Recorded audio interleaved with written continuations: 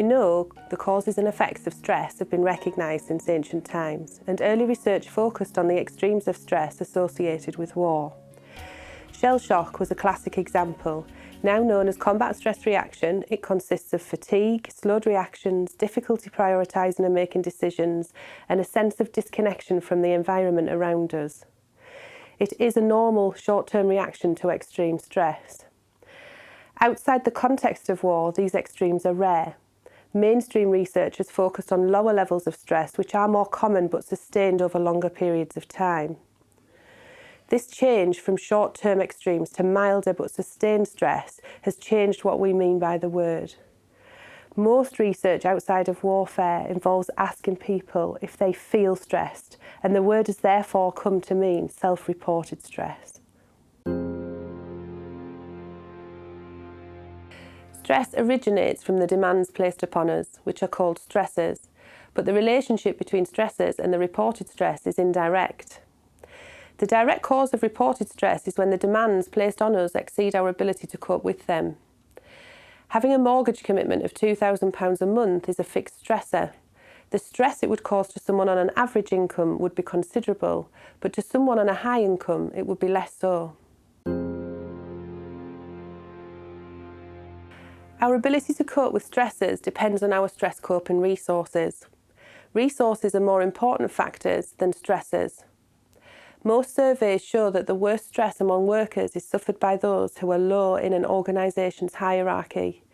They do not have highly demanding jobs, but do have little control over their working lives, and it is this that causes stress. Resources are generally easier to manage than stressors, so resource provision is central to stress management. Despite their importance, research often ignores resources because they are difficult to measure, and there is no doubt that stressors alone are associated with stress and its consequences. Stress itself is divided into acute and chronic forms.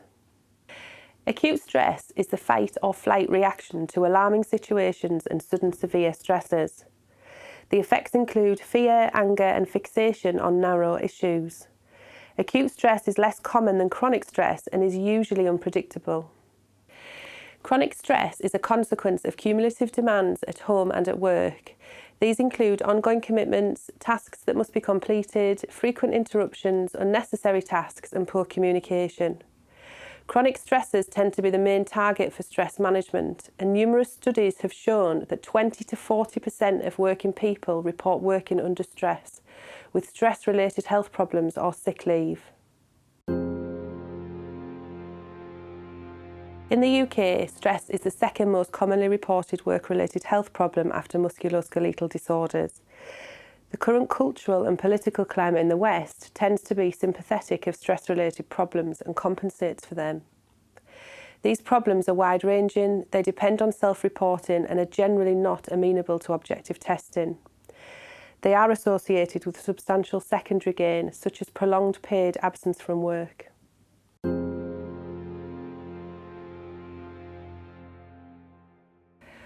Workplace stress and its associated ill health is currently a major issue across industry, primarily because of the economic importance of sick leave and the potential for employees to seek compensation against their employers. All industries, including healthcare, take the issue seriously, but healthcare is perhaps a more challenged industry than others. We are well versed in the effects of stress, but we can be judgmental about it and about stress-related illnesses, many of which are so-called non-organic. Such conditions can be thought to be in the mind or imply a lack of moral fibre, or they are not considered to be genuine illnesses. The risk is that sufferers of these conditions are therefore seen as being somehow less deserving than sufferers of more conventional organic diseases such as stroke, heart attack or cancer. Another factor that may change in the future is the career history of the current generation of senior medical professionals. In the West, doctors who qualified between 1970 and the early 1990s had a very different early career experience from those who qualified later, due to changes in junior doctors' working practices. In the earlier period, newly qualified doctors would enter the workplace as house officers, doing one night in 2 or 3 on-call rotas, often totalling more than 100 hours per week, with periods of over 80 hours continuous duty over weekends. The intensity of night work varied from specialty to specialty, but typically doctors started in busy areas of medicine and surgery and would expect little or no sleep during an on-call period. Junior doctors often had extensive responsibility and were expected to acquire the necessary skills on the job. Those doctors are now senior consultants or GPs, and therefore may have a different view about the workplace stresses of those around them. Another factor is that individuals vary widely in their stress tolerance. Senior decision makers in organisations tend to be generally hard-working, driven and capable. As a result, such people often think that intolerance of stress is a sign of personal weakness or inadequacy.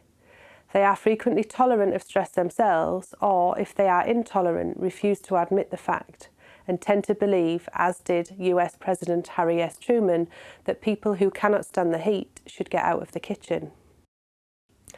This means that while senior decision makers may understand the relationship between workplace stress and issues such as sick leave, they find it difficult to identify with the problem themselves. But research on doctors and surgeons in particular shows they are more inclined to deny that their performance is degraded by stress and fatigue than professionals in other fields. Such views are based on personal experience, but published research tells a different story.